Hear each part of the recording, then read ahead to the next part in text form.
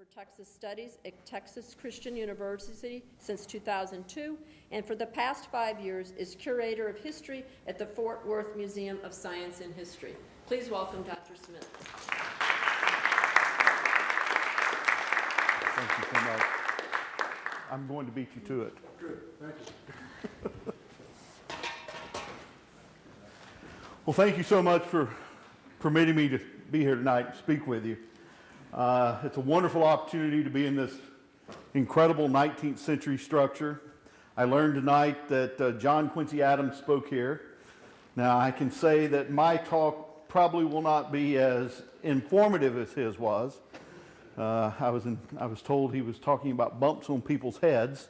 But maybe I'll make it somewhat entertaining for you, and hopefully, by the time we finish up tonight, you'll know a little bit about why certain blacks chose to join with the Americans and why others chose other sides. Now, people often ask me, why did I write this book? Well, the simple question, and it doesn't have a simple answer. I can almost point to the day that this project began, and it was in the fall of 1997.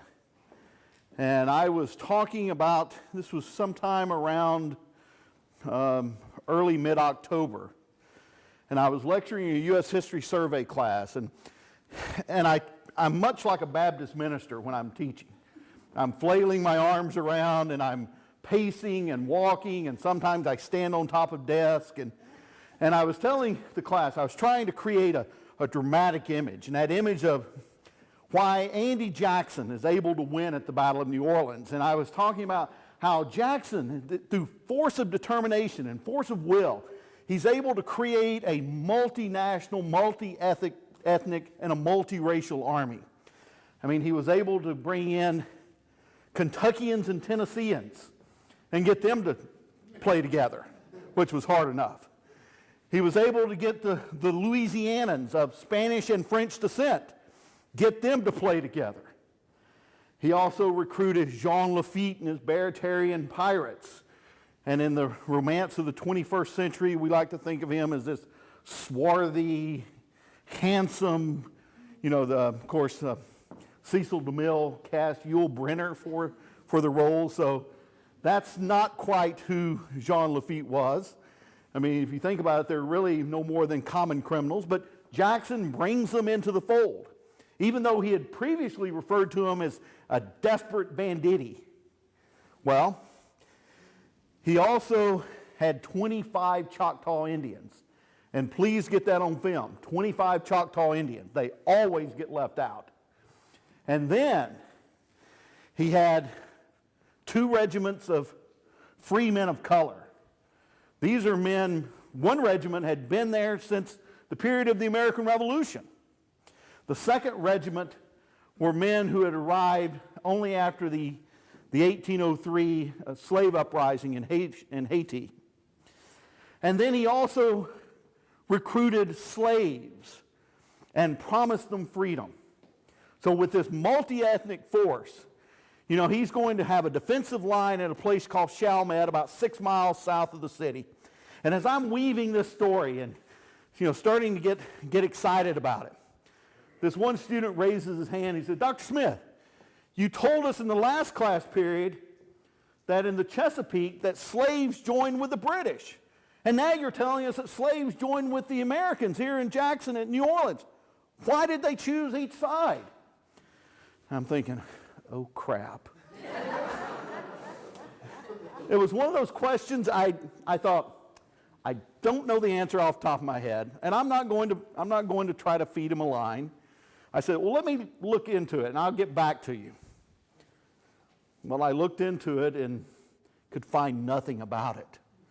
So I go back into class, the next class period, and I just refused to make eye contact with him. And for the rest of the semester, I would always look somewhere else. Now, problem was, this was a real smart young man. And he ended up taking me for literally 4 years of classwork, and I just never brought the topic up again. Now, I have to admit, in the fall of 2012, about a year ago, when I knew the publication date of the book, I sent him an email. He's a teacher himself now, and I sent him an email saying, you remember you asked me that question back in 1997? I said, I've got an answer for you now. I said, but if you really want to know, you got to buy the book. Well, I know he's bought the book because I had a chance to sign it. So, but it was that curiosity, not being able to answer his question, had put me on this path to try to find out an answer. And I was a tenured full professor, so I could just kind of pursue any question I wanted. And so it takes me roughly 15 years to answer this question. Now, how many more of those books will I have in my life? I don't know. But what I can tell you is that as I finished this book, it was not just a question of some slaves joining with the British and others joining with the Americans. Some also joined with the Spanish. And some joined with Native Americans. And then some joined with runaway maroon communities or runaway slave communities. So it was not a dichotomy between American and English, but there were many choices that slaves had to make. And if you do get a chance to go through the book, one of the things you'll find out is that there's no clear-cut answer to why someone made the choice they did. So what I would like to do is offer you, now I've been told I have about 2 hours here, so no. I want to offer you 3 vignettes of individuals who made choices and how those choices ultimately affected their lives, but it also plays into the narrative, the greater narrative of American history. The first vignette is a man named Peter Dennison. He was a slave in, of all places, Detroit, Michigan. Now, in early 1807, his owner, a woman named Catherine Tucker, was experiencing financial difficulties. So she ended up signing a contract with the mayor of Detroit, a man named Elijah Brush. And in that contract, Peter Dennison would work for Brush for a prescribed period of time. At the end of that contract, Brush would grant Peter Dennison his freedom. Money changed hands. And as the contract was nearing to expire in the spring of 1807, Catherine Tucker claimed that she had been defrauded. She filed suit in the Michigan Territorial Court. She claimed that Peter Dennison was her property, and her property was being stolen from her. Well, the case worked its way through the Michigan Territorial Court. And the Michigan Territorial judge was a man named Augustus Woodward. And Augustus Woodward was put on the spot. He's going to have to rule in this case. Well, in the summer of 1807, in fact, in late June, not too far from here, a U.S. warship, the USS Chesapeake, sets off from Norfolk, Virginia. So it's on a shakedown cruise. First time it'd gone out to sea. Baggage covering the deck. And as the ship was exiting the Virginia Capes, a British warship, the HMS Leopard, it pulled up next to it and hailed the American captain. The British wanted to search the American warship, search it for deserters. They had reliable information. There were deserters from the British fleet then in the Chesapeake. Well, Captain James Barron of the Chesapeake refused to let his ship be searched. When he refused, the British fired a broadside of guns into the side of the American ship. And before the Americans could return fire, they fired a second round, a second broadside into the American ship. And the Americans eventually did get off a couple of guns. Did no damage to the American ship. The British fired a third broadside. Those 3 broadsides would kill 4 Americans, wound 18, 22 holes in the hull of the ship. Captain Barron believed his ship to have been captured. And as the tradition, he was prepared to hand his sword over to Captain Salisbury Humphreys of the British frigate Leopard. Captain Humphreys didn't want the sword. Instead, he sent his officers over and had them muster the crew. And when they did, they identified 4 men they claimed were deserters and forcibly took them off the American ship. Now, of those 4 men, 3 of them were black. They all 3 had what were called seamen's protection papers. These were papers that you could secure in a port from an American consul. They claimed that the papers were with their duffel bags. They weren't permitted to go gather up their belongings. They were simply taken off the ship. Well, the Chesapeake would limp back to Norfolk, and all of a sudden there would be this American clamor for war. And in Congress, just across the river here, politicians were crying out that this was a violation of American sovereignty, that American citizens had been forcibly taken and impressed. And throughout the protest, there was no reference whatsoever that 3 of these 4 men were black. The irony of it is, black men were not considered to be citizens. But yet, in the political drama at the time, their misfortune was being used to help drive the country toward war. Well, President Thomas Jefferson realized the country was not prepared for war. And instead of declaring war, he called for a special session of Congress that would meet in late October. Well, before that session met, way out in Detroit on the frontier, 1,500 miles or so away, the governor of the territory, William Hull, is thinking, he receives information a British warship had attacked an American vessel. War is right around the corner. So he begins calling out the militia, having them drill and train. And he realized he doesn't have very many men there on the frontier. There are lots of Native Americans or Indians who would probably join with the British, and there were British troops just across the Detroit River. What was he going to do? How was he going to defend that isolated frontier? Well, he decided that he would raise a regiment of black troops. What most people didn't know, or what most people still don't know, is that when the United States acquired those territories at the end of the Revolution, in the Northwest Ordinance and the Land Ordinance of 75, the Northwest Ordinance of 1787, it proclaimed that those territories would be free. Well, when does the United States actually secure possession of Detroit? Is it in 1781 when the war's over? No. Is it in 1783 when the peace agreement is formalized? No. They don't formally secure Detroit until July of 1796.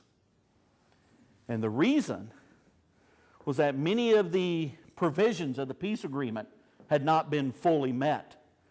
Americans had never paid the claims to loyalists, had never paid all their debts to merchants in England. So the British hold on to those bases or those forts in the Western territories. They don't finally give them back until after the negotiation of the Jay Treaty. So when the United States finally gets it, all of a sudden that territory is a free territory. And guess what starts to happen? Because there's still slavery in Canada. All of a sudden, slaves are crossing the Detroit River. And they're finding their way to freedom in American territory. And the first place they come to, Detroit. You know, when we think of the Underground Railroad, what vision do we get? It's a vision going from south to north.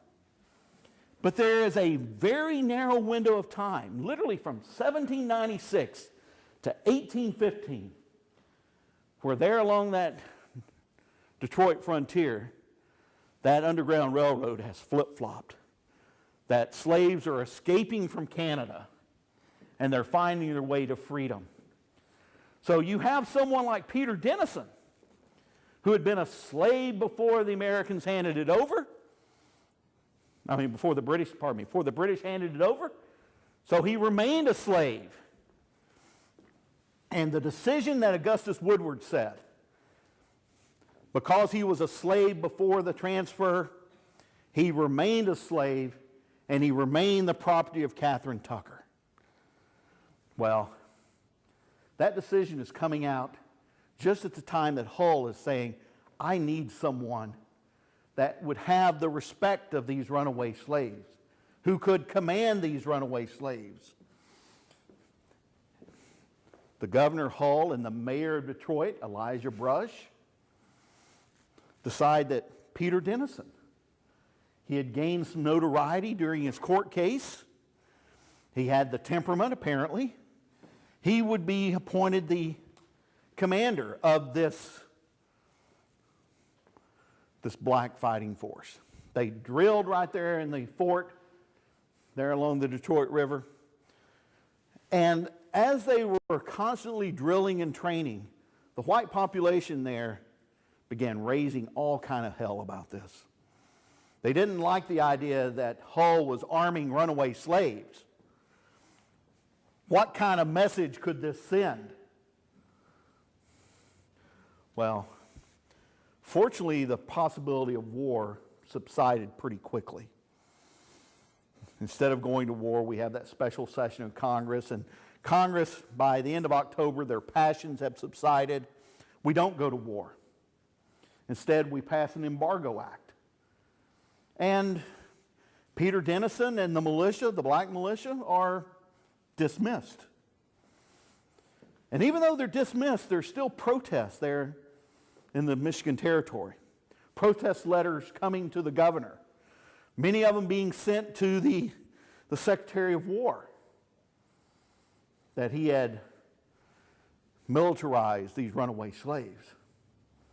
Well, when the United States finally does go to war in the summer of 1812, one of the first theaters of operation will, of course, be Detroit.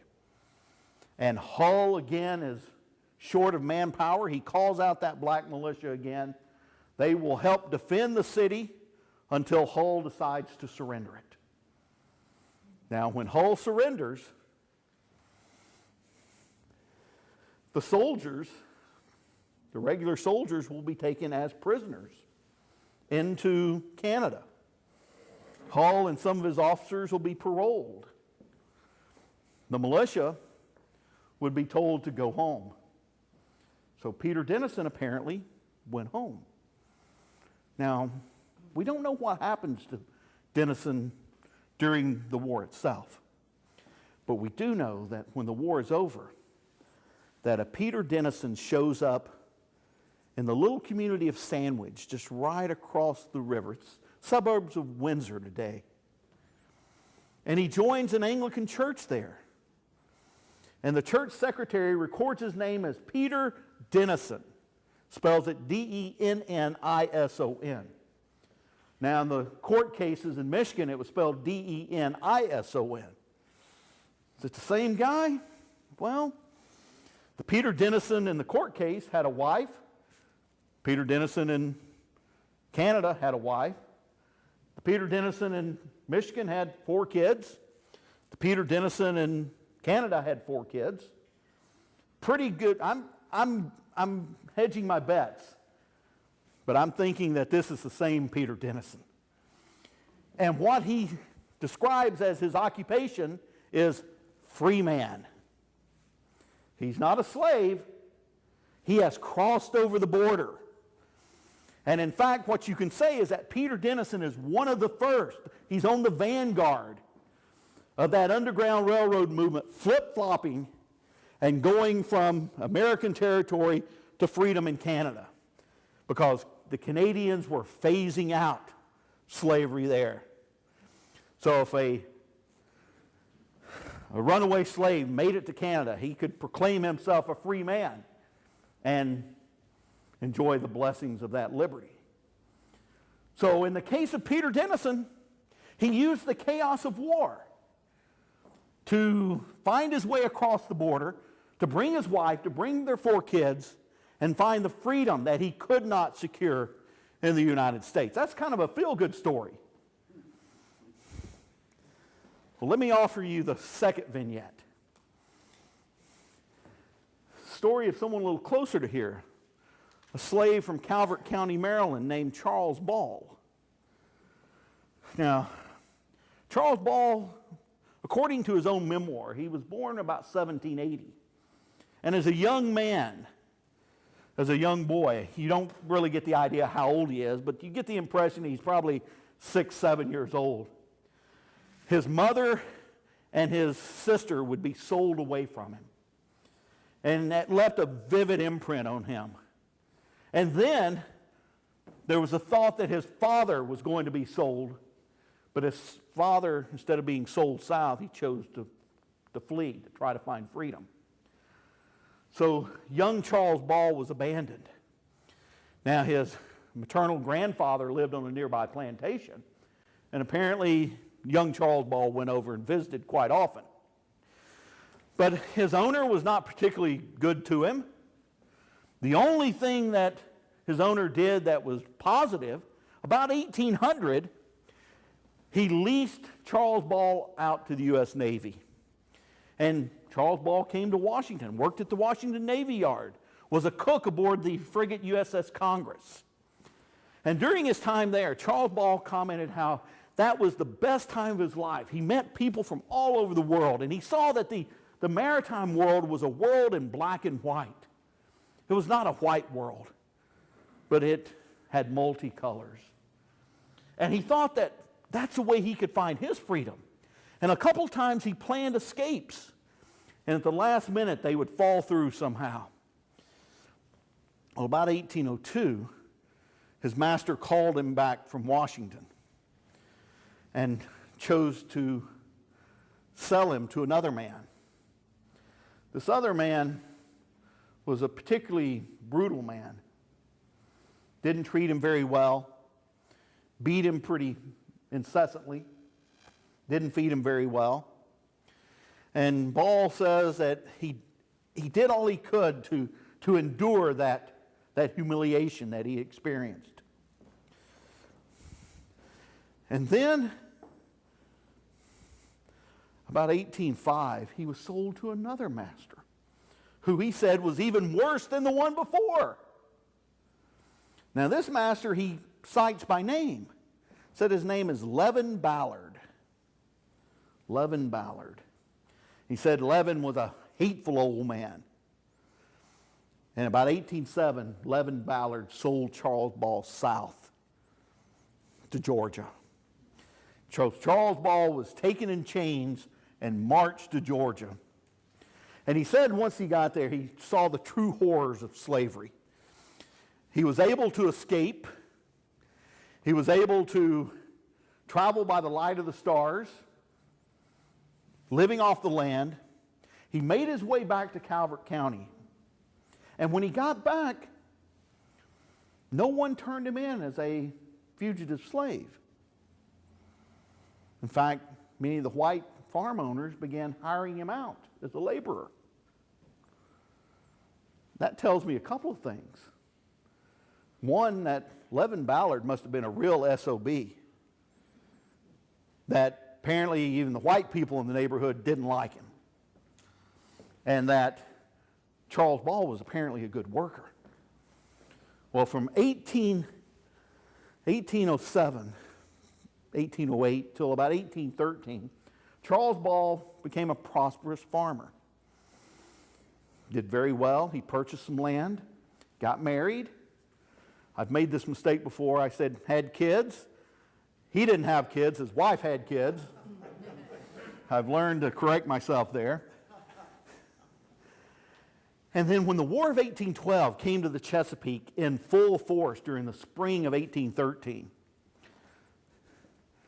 British units began landing on the coast in Maryland and Virginia, raiding plantations, requisitioning goods, looting tobacco and other valuable crops, liberating slaves. And by the summer in Calvert County had taken a hell of a beating.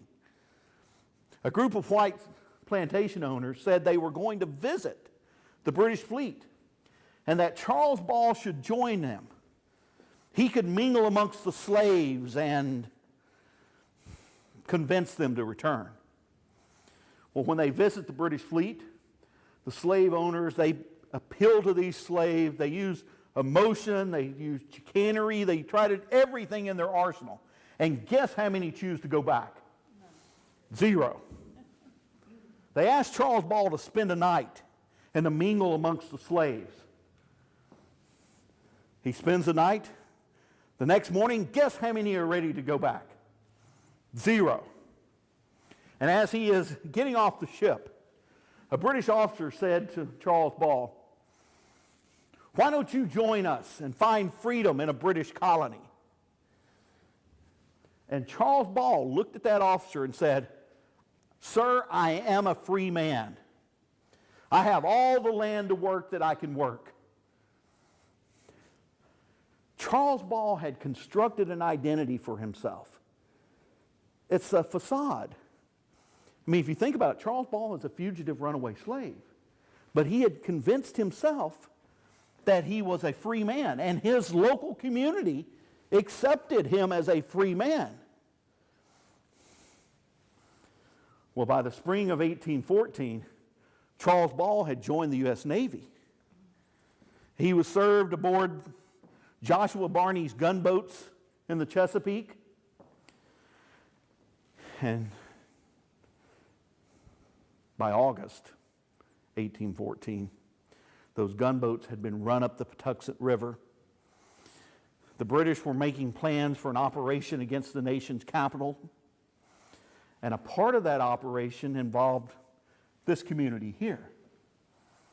As Robert Ross would march on the capital, a naval force would come up the Potomac River under Peter Parker and Charles Evans. Pardon? Gordon. Charles Gordon, that's right. Why did I say Evans? The plan to come up the Potomac was not a subsidiary operation. It was an operation to secure what valuables they could from this community, but also to provide a diversion against the main attack against Washington, but also to have ships nearby. So if Robert Ross needed a quick getaway, he could come here to Alexandria, board ships, and be evacuated in a rapid fashion. Well, the attack on Fort Washburn downriver, a naval bombardment that lasts about 2 hours, and when the British take or subdue Fort Washburn, that opens up the Potomac, and by August 29th, the British fleet is here off of Alexandria. You guys know this part of the story, right? Mayor Charles Sims chooses to do what? Surrender the city. Capitulate, yes. He made a deal with the British, which, given what happened in Washington, doesn't look so bad in hindsight. The British do not sack the city. They do not loot indiscriminately. Yes, they do take things. I'm trying to remember. I wrote down here in my phone how many boats 21 vessels seized with filled with tobacco, sugar, wine, other consumer goods. But surprisingly, they don't liberate any slaves from here. And why not? Most slave owners have already moved their property further inshore or further inland to prevent them from being liberated or requisitioned. So as this campaign is going on, of course, Robert Ross's forces will cross the Anacostia at Bladensburg. And Joshua Barney and his Marines, sailors and Marines, after they had sunk their flotilla, scuttled them, they then dragged the heavy 24-pound cannon. These things weigh about 4,000 to 6,000 pounds each. And they dragged these things from the Potomac all the way up to the Washington Navy Yard. And they get there just in time to get smaller guns, land guns, and drag them over to Bladensburg. And it's Barney and his Marines and sailors that are the artillerymen trying to hold off the British onslaught there at Bladensburg.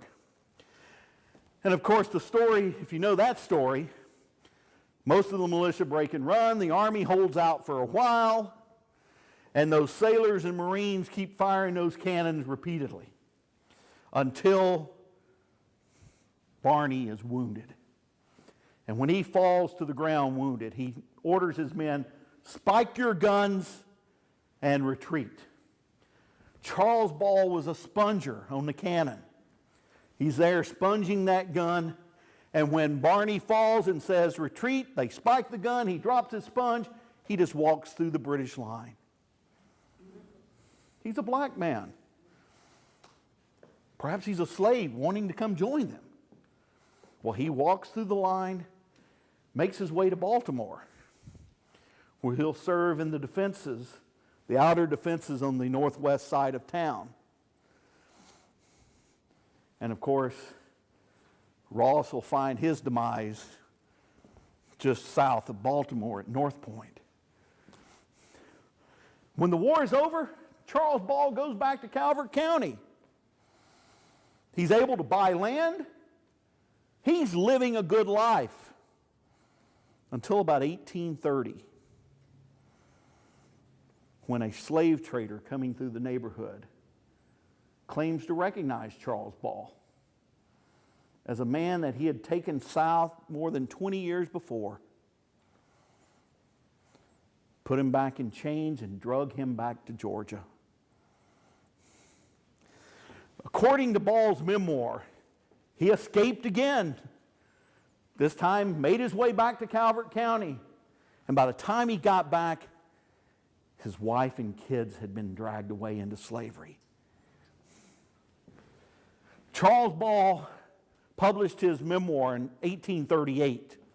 And he claimed that from the time he had gotten back to 1838, he had spent all that time and spent all of his money trying to find his wife and kids to no avail. Presumably, he went to his grave looking for his wife and kids. How could he have avoided that? Very simply. When that British officer said, "Do you want to go to freedom in a British colony?" Charles Ball could have said, "Yes, sir, I do." But he had fabricated that idea that he was an American. And see what being an American brought for him? Not such a good story. The third vignette is the story of a man named Ned Simmons. Ned was a slave owned by General Nathaniel Greene. And he had served at Greene's side during the Revolution. He apparently was a fifer. And when the revolution is over, Greene retires to Cumberland Island, Georgia, secures a plantation he calls Dungeness, and Ned Simmons becomes a slave on that plantation. Sometime in the early 1790s, I don't remember the exact year, but Nathaniel Greene dies. And early in Washington's presidency, Washington goes on a tour of America. And when he goes south to Georgia, he stays at Dungeness Plantation with the widow of Nathaniel Greene. And Ned Simmons reportedly carried his bags into the house. The problem was, when Nathaniel Greene died, the family had a bitter dispute over the division of property. And the slaves would bounce around from one family member to the next. And it remained that way until January of 1815. Now, if you know anything about the War of 1812, remember, the war comes to an end on Christmas Eve, when diplomats signed that agreement at Ghent, bringing an end to the war. The only problem is that that peace had not been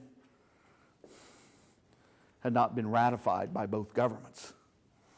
And it would not be ratified by both governments until mid-February of 1815. And news of that doesn't arrive onto the Gulf Coast until mid-March of 1815. Well, as a part of the New Orleans campaign, there's a diversionary activity, a diversionary operation led by none other than Admiral George Coburn, the man who had burned Washington. His campaign was to wreak havoc along the South Atlantic coast, liberate slaves, create a slave and Indian army, move across the Gulf south, and join with other British forces and move against New Orleans. When he lands at Cumberland Island, he begins liberating slaves. And one of the first slaves that chose to join the British was none other than Ned Simmons. He made his mark on the muster roll to become a British colonial marine. He had been a soldier before. This was nothing new for him. And apparently he did so well, even though he is 60 years old. Almost 60 years, 55, close to 60. You know, I'm pushing that direction, so I understand it's close enough.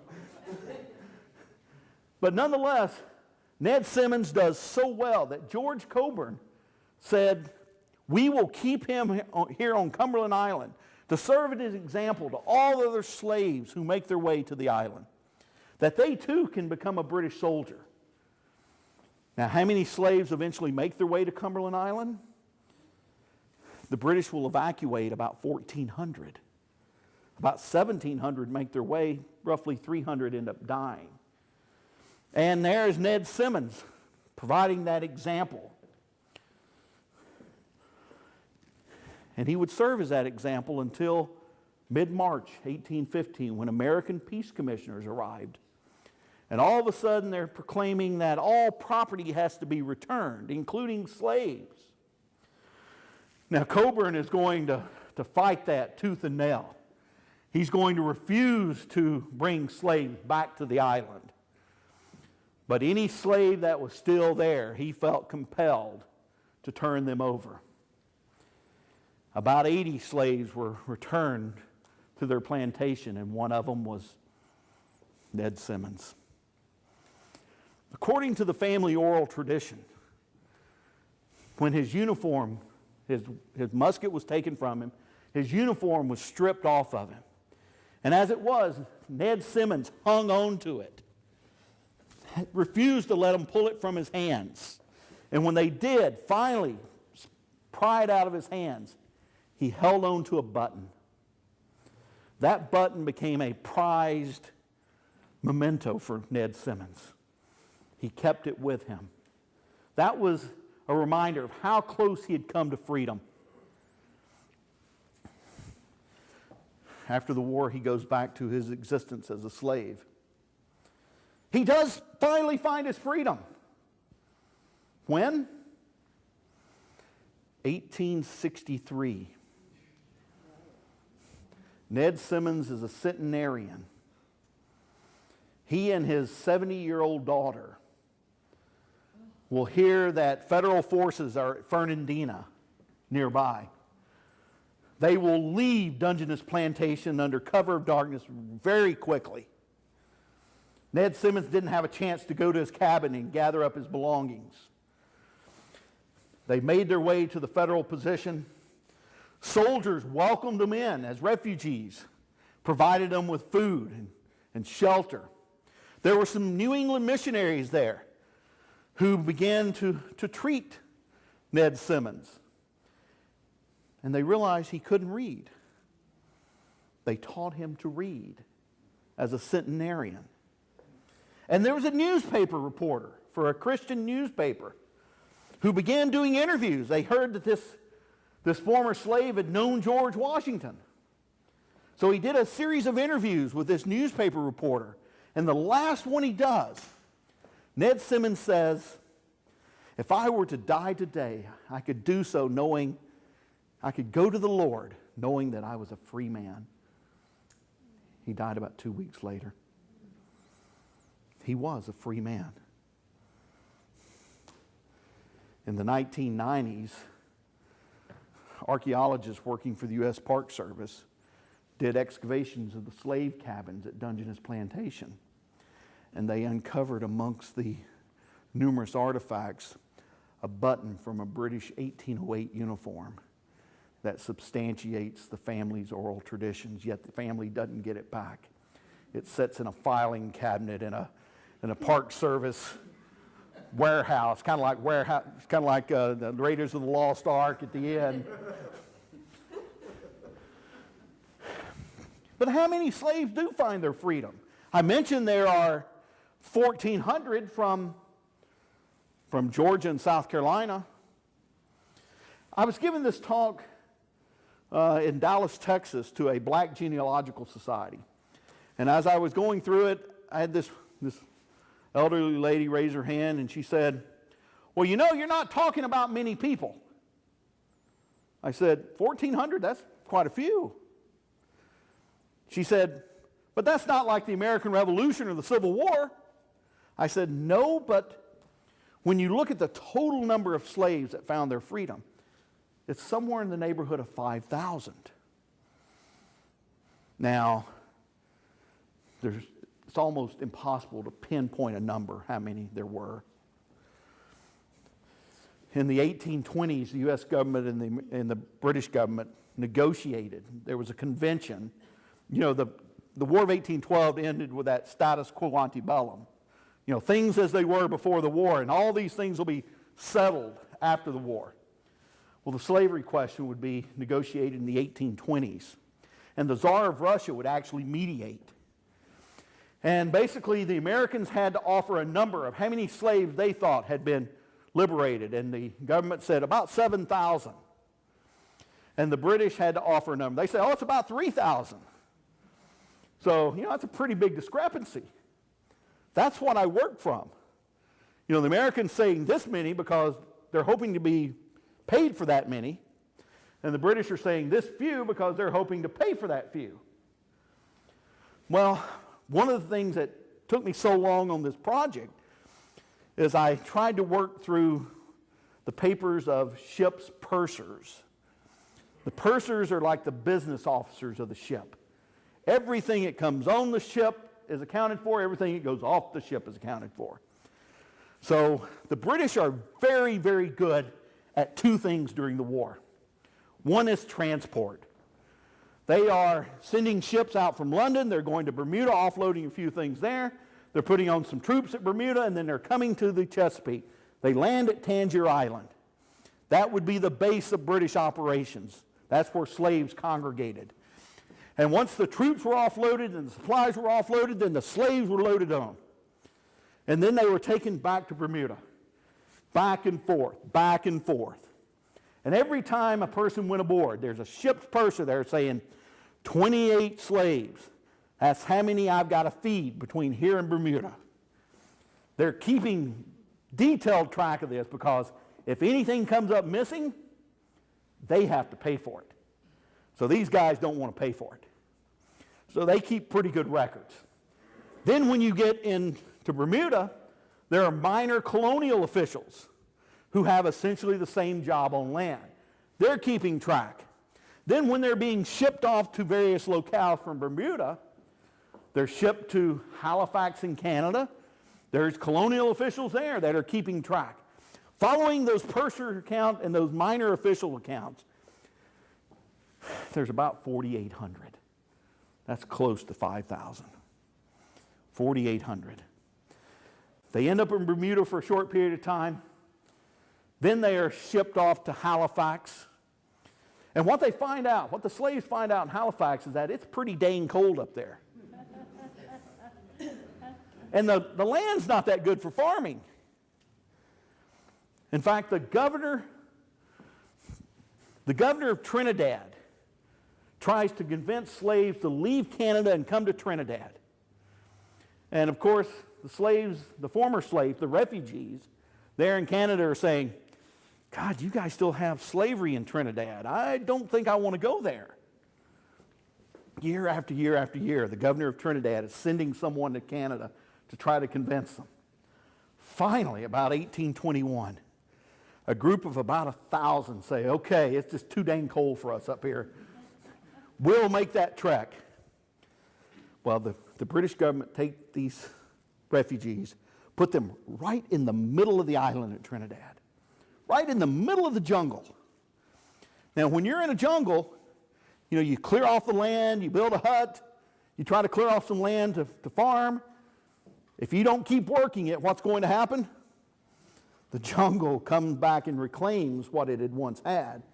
So in essence, what the British are doing, they're using these refugees to clear the interior of the island, to make it productive. They are free. And in fact, in Trinidad today, there's a group of descendants of the refugees called the Merkins, M-E-R-I-K-E-N-S. And they proudly hold on to that heritage, that they were slaves who used the war to gain their freedom for them and their descendants. In Canada, they remain free. Both in Canada and in Trinidad, they're given land by the 1840s. But to get back to that question my student asked, why do some join with Jackson and the Americans, and why did others join with the sides they do? It's a very simple question after I spent 15 years looking into it. For freedom. That's what they wanted. And at the Battle of New Orleans, Jackson promised the same pay and land bounties for the free men of color. They got the same pay because that had to be paid immediately. The land bounties promised by Jackson to the free men of color, they don't get those land bounties until the late 1830s, the early 1840s. And by that point in time, many of them had already died. He promised freedom to the slaves. And one slave account said that Jackson took them there to what today is Jackson Square, had them give up their arms, and then told them, I cannot free another man's slaves. Put them back into slavery.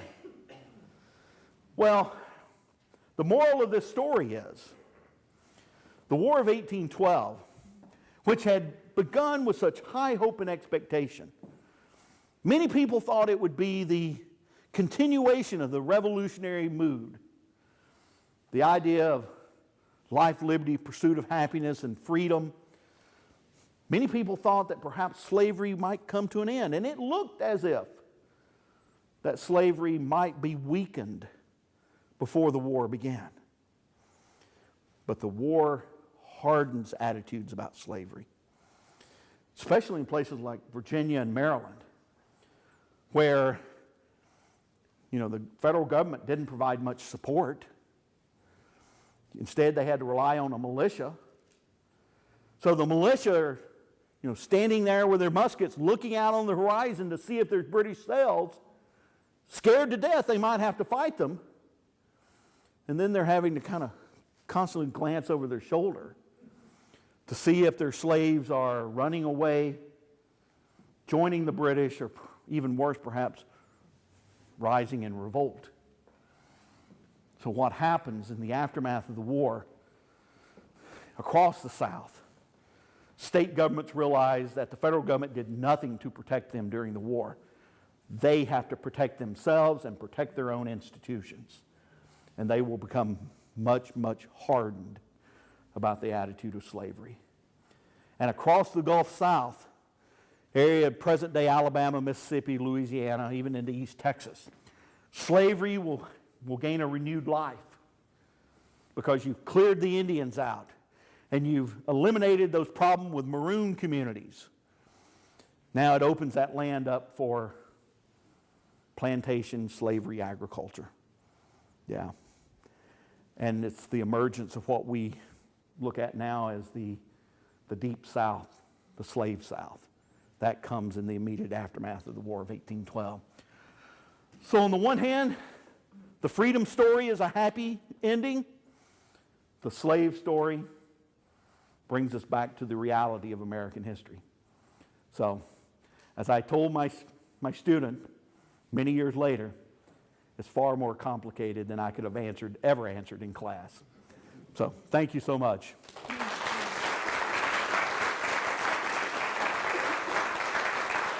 Now, I've been told I can take some questions. If you want to make up questions, I'll make up answers. I think they want you to, but they want you to come down here so they can get it on tape.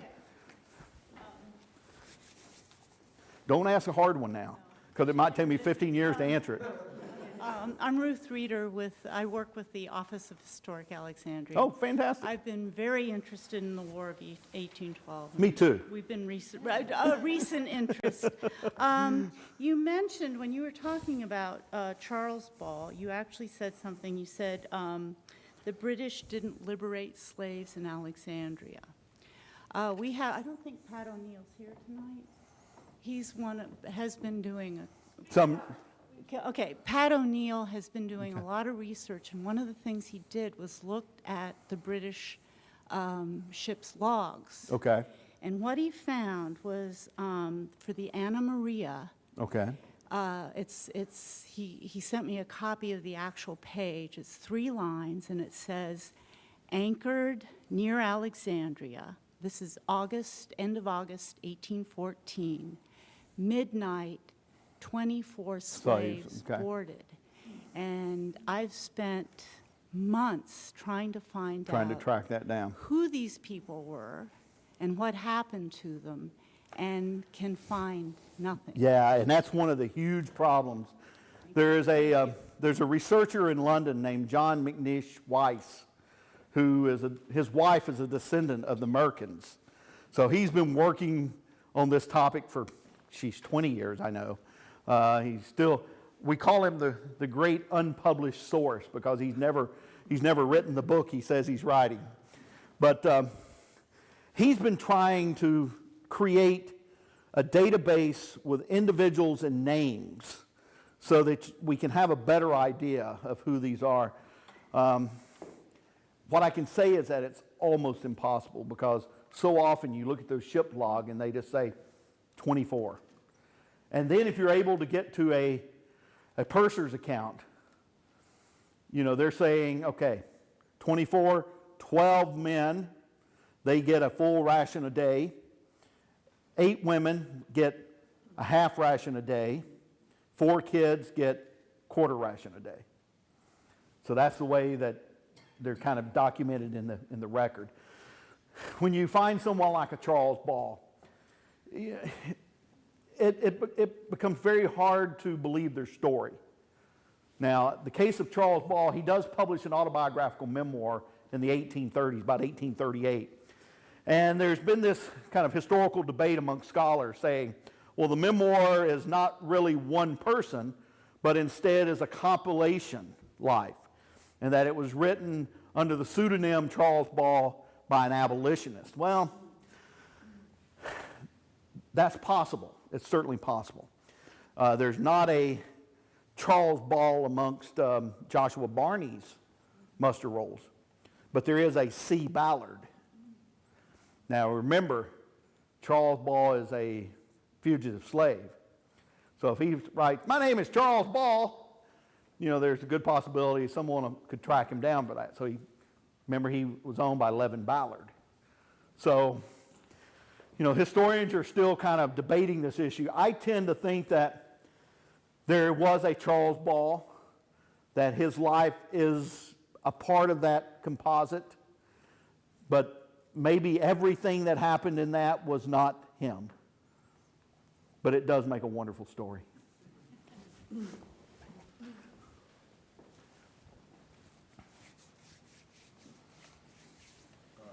Yes, as you started your story, you talked about the Chesapeake and the Leopard, Correct. and 4 sailors were Yes. taken off.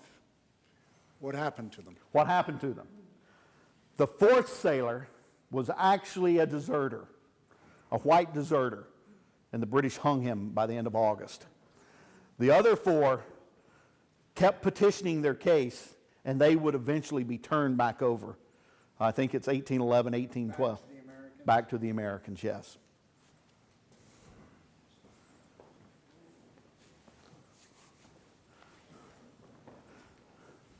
How you doing? I'm doing well. You? Fine. Very interesting. My name is Mac Arthur. I'm from Alexandria. Actually, I grew up at 912 Duke Street, around the corner. Okay. Question. Is Dunges, a couple questions. Is Dunges is this plantation where Light Horse Harvey Lee died at in Georgia? I know he went to stay with Nathaniel Green. He was penniless at the time. I'm not sure. Okay. I'm fine. not sure. I'll find that out. I was just something that you threw off. Have you ever been to the Belmont Sewell House in Washington, D.C.? Have anybody ever been there? What's the name of it? Belmont Sewell. That's where the Treaty of Ghent was was signed off after Madison came back into. It's on the second Constitution. It's a very, very nice place. Yeah. It's the Women's Museum, matter of fact. Third question is, since you were talking about the Potomac, what about the battle with David Porter at Belvoir and Mount Eagle? What the blacks, the slaves that was on those plantations? Do you have any knowledge of that, of them coming? I'm trying to think of one of the problems that I had with this book, and I think this is a problem most authors find themselves stumbling into. This book is roughly 101,000 words. When I first wrote this book, it was 149,000 words. And my publisher said, "Okay, you've got to cut some things out." Now, you figure I cut a third of it out. And I know my original draft had something about that, but that was 2 years ago, and I don't remember what I wrote about that. That was part of the stuff that got cut I out. feel like you're a student. Okay. Send me an email. I can look up my draft because I've got it on my computer. Draft 1, draft 2, draft 3, draft 4, final draft. Yeah. That's, all right, thank you. Okay. So I think I batted 0 for 3 there. So if I was a baseball player, I'd be in trouble. If I was a football coach, I'd be fired. I just got to reading 12 Years as a Slave. Solomon Northrop. Yeah. Right, it's going to be a movie and Yep. probably win the Oscar. It really opens up your, you start understanding how evil and bad slavery was. So could you compare, was slavery that bad in 1812, or did Certainly. the South clamp down because of the 1812? Well, I'm convinced that attitudes are hardened after the War of 1812. But I'm convinced, I worked with a man for my graduate work who was a Southern historian, and his father was a man named Frank L. Owsley. He wrote a book called Plain Folk of the Old South, which is one of the great classics of Southern history. And basically it looked at what slavery was and said that most slavery was not, the large plantation where the master sat on the porch and drank mint juleps with a big hat on. That most slaveholders owned less than 5 slaves. And in that situation, they all had to work together. So I think to answer your question, I'd say the great majority of slaveholders were working right alongside their slaves. And in that situation, I am convinced there's less of an opportunity to be brutal, because it's almost as if they're family. Now, on a larger plantation, the larger the plantation became, I think that's when the brutality increases. Now, at the end of the American Civil War, at the end of the American Civil War, there is, if I'm not mistaken, there are 11 Southerners that have 500 slaves. And there's one Southerner that owned 1,000 slaves, a guy named Wade Hampton in South Carolina. I'm convinced on those kind of big operations that the brutality was horrid. I feel like I'm a traffic cop up here.